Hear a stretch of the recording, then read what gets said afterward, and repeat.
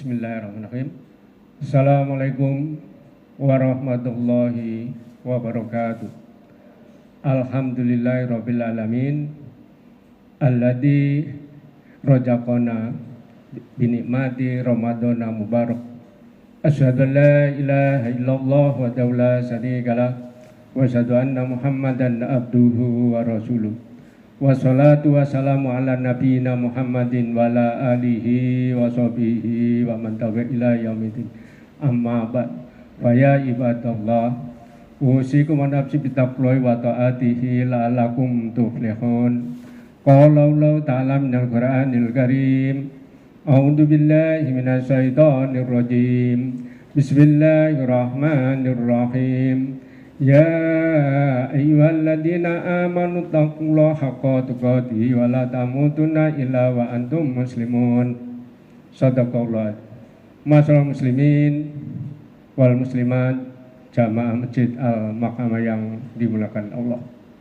Marilah kita panjatkan puji syukur kepada Allah Subhanahu wa taala yang telah beri kepada kita nikmat iman, nikmat Islam serta nikmat sehat sehingga kita dapat melaksanakan salat zuhur berjamaah. Salat dan salam kita sampaikan pada junjungan kita Nabi besar Muhammad sallallahu alaihi wasallam, pada keluarganya, para sahabatnya, kepada umatnya hingga masyaallah muslimin wal muslimat jamaah Masjid Al-Makamah yang dimuliakan Allah. Pada kesempatan pada salat zuhur ini kajian mengambil tema ketakwaan personal dan ketakwaan sosial. Allah berfirman, Bismillahirrahmanirrahim. Ya ayyuhalladzina amanu kutiba alaikumusyamu kama kutiba alal ladzina min qablikum la'allakum tattaqun. Wahai orang-orang beriman, diwajibkan atas kamu berpuasa sebagaimana diwajibkan orang-orang terdahulu sebelum kamu, agar kamu bertakwa. Nah, takwa di sini yaitu ada ketakwaan personal dan ketakwaan sosial. Apa sih dimaksud ketakwaan personal itu? Nah, ketakwaan personal diantaranya yaitu kita melaksanakan sholat wajib, kemudian melaksanakan puasa di bulan suci Ramadan. Yang ketiga yaitu kita melaksanakan yaitu berinteraksi dengan Al-Quran. Yang keempat, kita melaksanakan umroh dan haji apabila mampu. Nah, ini ketakwaan personal. Nah, ketakwaan personal ini yang kaitan dengan sholat. Allah berfirman, Bismillahirrahmanirrahim. Innani annallahu la ilaha illa anna fa'budni wa aqimi sholata lidzikri. Sungguh aku ini Allah, tidak ada Tuhan yang patut disembah kecuali aku. Laksanakan sholat untuk mengingatku. Nah, ini dalil daripada kita ketakwaan personal kita, yaitu melaksanakan sholat wajib maupun sholat sunnah. Nah, sholat wajib kan diantaranya kita melaksanakan sholat subuh, sholat lohor yang sekarang baru kita laksanakan, sholat asar, sholat maghrib, dan sholat isya. Kemudian sholat-sholat sunnah diantaranya yaitu sholat rawatib, 2 rakaat sebelum subuh, 4 rakaat sebelum sholat lohor, 2 rakaat setelah sholat lohor, 2 rakaat setelah sholat maghrib, 2 rakaat setelah sholat isya. Nah, inilah apa yang berkenaan dengan sholat rawatib. Kemudian sholat sunnah lainnya ya diantaranya kita di bulan suci Ramadan ada sholat taraweh, kemudian sholat witir, ada sholat tahajud, ada sholat istikharah, dan masih banyak sholat sunnah yang lain. Allah berfirman, Utlu ma uhiya ila kitabi wa aqimis sholata inna sholata tanha anil fahsya'i wal munkar wa ladhikrullahi akbar wallahu ya'lamu ma tasna'un. Bacalah kitab suci Al-Quran yang telah diwahyukan pada Nabi Muhammad. Sesungguhnya sholat merupakan perbuatan keji, mencegah perbuatan keji dan mungkar. Dan ketahuilah Sholat ini merupakan ibadah yang utama daripada ibadah yang lain. Sungguhnya Allah mengetahui apa-apa yang kamu kerjakan. Nah, ini yang berkenaan dengan ketahuan kita perintah sholat. Kemudian takwa berikutnya yaitu kita melaksanakan puasa. Nah, puasa ini pun Allah berfirman, Bismillahirrahmanirrahim. Ya ayyuhalladzina amanu kutiba alaikumusyamu kama kutiba alal ladzina min qablikum la'allakum tattaqun. Wahai orang-orang beriman, diwajibkan atas kamu berpuasa sebagaimana diwajibkan orang-orang terdahulu sebelum kamu, agar kamu bertakwa pada Allah. Nah, kemudian Rasulullah bersabda, Man shoma Ramadana imanan wa ihtisaban ghufira lahu ma taqaddama min dhanbi. Barang siapa yang berpuasa di bulan suci Ramadan dengan keimanan dan mengharap pahala dari Allah, maka dosa-dosa yang lampau diampuni. Nah, pertanyaannya kan, dosa-dosa yang lampau itu kapan? Yaitu dari mulai akil balik sampai usia kita sekarang. Nah, kalau kita lihat jamaah ini kan hampir rata-rata di atas 30 tahun. Ada yang 40 tahun, ada yang 50 tahun, ada yang 60 tahun. Dan bahkan seperti saya sudah 67 tahun. Nah, ini dari mulai akil balik sampai usia kita sekarang ini, apabila kita puasa tadi, makanya dosa. Nah, barang siapa ini seolah-olah Rasul bicara di hadapan kita, Pak. Seolah Rasul bicara di hadapan kita, yaitu sifatnya universal. Bisa orang beriman laki-laki, bisa orang beriman perempuan, bisa orang yang beriman imannya masih lemah, imannya sedang, imannya kuat. Ini panggilan yang sama barang siapa. Kemudian dari barang siapa ini juga bisa orang beriman yang jarak dekat, seperti jamaah yang di dalam ini kan dekat. Kemudian jarak menengah, ada jamaah yang di teras atau di luar masjid atau di lantai 2 atau lantai 3. Nah, ini jamaah yang dikatakan panggilannya sama, hadis Rasulullah. Kemudian Rasulullah bersabda kaitan dengan puasa ini, yaitu ibadah malam. Nah, kalau kita yang saya utarakan tadi kan ibadah siamnya puasa. Kemudian ada ibadah malam, yaitu diantaranya kan kita melaksanakan sholat taraweh, sholat witir, interaksi dengan Al-Quran. Ini kan ibadah malam. Rasulullah bersabda, Man qoma Ramadana imanan wa ihtisaban ghufira lahu ma taqaddama min dhanbi. Barang siapa, ini barang siapa lagi?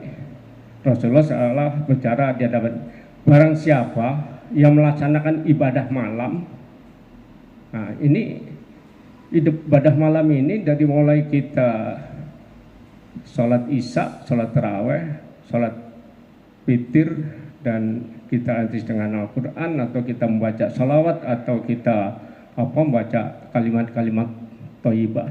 Ini bagian dari ibadah malam, yaitu kita sama. Dosa-dosa yang lampau akan diampuni apabila kita beribadah malam. Karena jangan beranggapan bahwa kita itu besok masih hidup lagi dari hadis ini. Karena kalau sudah datang malam, kita juga ikutin ibadah malam. Karena Ramadan itu keutamaannya siang dan malam itu sama. Jadi nggak ada perbedaannya. Malam juga kita beribadah. Siangnya juga kita diperintah untuk puasa, karena ini kaitan dengan ibadah personal. Kemudian ada ibadah personal berikutnya, yaitu kita berinteraksi dengan Al-Quran. Nah, interaksi Al-Quran ini kita bisa membaca Al-Quran, kita bisa membaca dengan terjemahannya, kita bisa membaca dengan tafsirnya, kita bisa membaca dengan asbabul nuzulnya. Bisa juga kita membaca dengan menghafalkan. Karena Allah berfirman, Bismillahirrahmanirrahim, Inna nazzalna dzikra wa inna lahafidun. Sesungguhnya Al-Quran ini kami yang menurunkan, kami yang merawat, kami yang menjaga.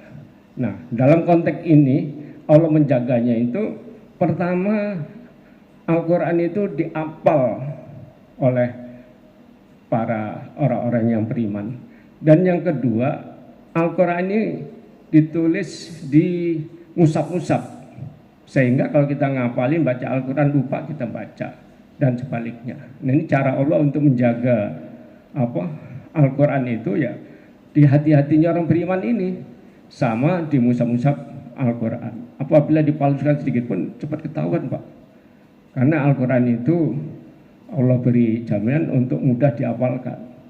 Karena Allah berfirman di surat Al-Qamar, Bismillahirrahmanirrahim, walaqad yasanna Qur'ana lidzikri fahal min mudzakir. Sesungguhnya Al-Quran ini kami beri kemudahan bagi orang yang menghafal maupun menjadi peringatan. Dan inilah dalil untuk kita membaca Al-Quran itu bagian dari zikrullah. Nah, ayat ini yang menunjukkan kita itu bisa menghafalkan Al-Quran sampai ya anak-anak usia 5 tahun sampai 10 tahun, remaja sampai orang tua, itu jaminan dari ini kita dijamin oleh Allah itu Al-Quran itu mudah dihafalkan. Nah, ini yang kaitan dengan interaksi dengan Al-Quran. Nah, interaksi dengan Al-Quran, Rasulullah bersabda, yaitu Rasulullah bersabda, man qara'an harfan min kitabillahi falau bihi hasanah wal hasanah bi amsaliyah la aqulu alif lam mim harfun wa min harfun wa mimun harfun. Rasulullah bersabda, bacalah kitabullah alif lam mim. Nah, alif lam mim itu sudah 3 huruf. Nah, satu hurufnya itu Allah beri 10 kebaikan, Pak, melalui hadis Rasulullah ini. Kemudian Allah juga masih berfirman di surat Al-An'am ayat 160. Itu juga kaitan dengan penggandaan semua amal soleh itu. Allah berfirman, Bismillahirrahmanirrahim, man jaa bil hasanati falahu asraliha wa man jaa bisyati wala yujza illa mislahum. Jadi setiap amal kebaikan itu Allah gandakan 10 kali dari dalil surat Al-An'am ayat 160. Baik itu kita berinteraksi dengan Quran, bahkan kita sholat wajib yang 5 waktu itu Allah gandakan kan jadi 50 waktu, sama dengan sholatnya kaum Nabi Musa. Nah, inilah keutamaan umat Rasulullah. Makanya kita selalu digandakan 10 kali. Kemudian berkenaan dengan ketakwaan yang kaitan dengan Al-Quran ini, Rasulullah bersabda, Iqra'ul Qur'ana fa innahu ya'ti yaumal qiyamati syafi'an li ashabi.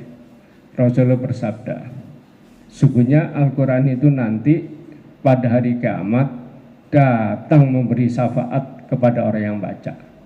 Oleh karena itu kita jangan sampai membaca Al-Quran, Pak. Karena nanti di akhirat itu tidak ada yang bisa menolong kita kecuali kita bacaan-bacaan Al-Quran inilah yang akan menolong kita sebagai syafaat informasi dari Rasulullah. Kemudian personal berikutnya yaitu kita melaksanakan umroh dan haji. Nah, umroh dan haji pun bagi yang mampu kita melaksanakan haji dan umroh. Allah berfirman, wa andim binnasi bil haji ya'tuka rijala wa kulli dhamin ya'tina min kulli fajjid amik.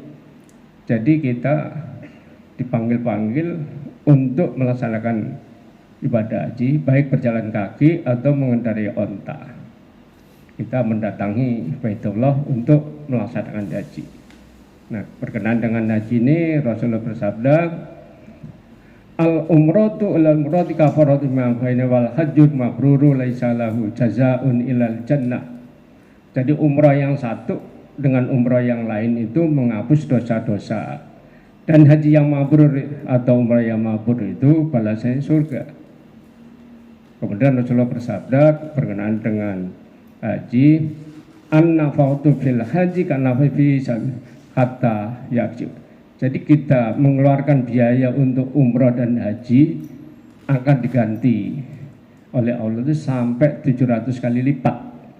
Nah, penggantian di sini bukan bentuk materi aja, bisa juga bentuk kesehatan kita atau apa yang tadinya jabatannya masih ini dinaikkan dan diberi kemuliaan-kemuliaan. Itu bagian daripada rezeki yang Allah berikan kepada orang yang melaksanakan ibadah haji dan umroh.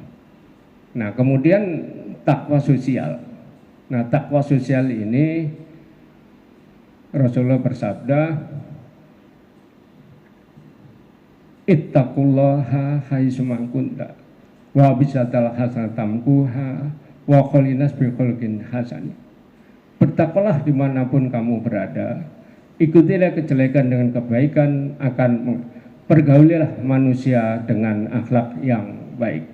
Nah, maksudnya di sini kita takwa pertama itu kita diperintahkan apa-apa harus kita laksanakan. Kemudian kita meninggalkan sejauh-jauhnya apa-apa yang dilarang. Kemudian takwa berikutnya yaitu kita menjaga silaturahmi di antara manusia dengan manusia, manusia dengan binatang, manusia dengan alam. Nah, ini kita disuruh menjaga. Karena Allah berfirman di surat An-Nisa, Bismillahirrahmanirrahim, ya ayyuhan nasu taqu rabbakumul ladzi khalaqakum min nafsin wahidatin wa khalaqa minha zawjaha wa bassa minhuma rijalan katsiran wa nisaa wattaqullaha tasaaluna bihi wal arham innallaha kana 'alaikum raqiba. Wahai manusia, bertakwalah kepada Allah yang telah menciptakan kamu dari diri yang satu, yaitu Adam. Dan Allah menciptakan pasangannya, yaitu Siti Hawa.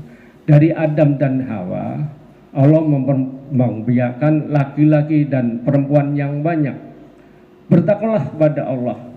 Dengan namanya kamu saling minta, peliharalah hubungan kekeluargaan, silaturahmi. Sesungguhnya Allah menjaga dan nah, inilah dalil daripada kita diperintahkan untuk bersilaturahmi.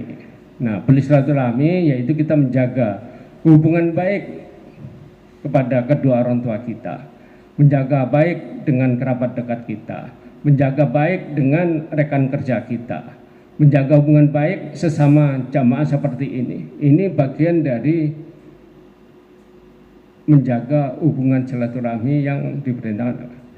Kemudian di antara silaturahmi Allah juga berfirman di surat Hujurat ayat 13, Bismillahirrahmanirrahim. Ya ayyuhan nasu inna khalaqnakum min dzakari wa unsa wa ja'alnakum syu'uban wa qabaila lita'arafu. Inna ahramakum indallahi ataqakum innallaha alimun khabir. Allah berfirman, aku ciptakan laki-laki dan perempuan, kemudian kami jadikan bersuku-suku dan berbangsa-bangsa agar saling lita'arafu, saling mengenal. Orang yang paling mulia di sisi Allah adalah orang yang bertakwa. Jadi orang yang mulia di sisi Allah itu bukan pejabat, Pak, bukan orang kaya, bukan orang berilmu, tapi orang-orang yang bertakwa. Oleh karena itu kita menjaga silaturahmi ini sesama jamaah juga ini bagian dari perintah Allah juga yang berkenaan dengan ketakwaan sosial. Mudah-mudahan mau'izah hasanah yang berkenaan dengan ketakwaan personal dan sosial ada manfaatnya. Lebih kurang mohon maaf. Subhanaka wa bihamdika asyhadu la ilaha illa anta astaghfiruka wa atubu ilaik. Assalamualaikum warahmatullahi wabarakatuh.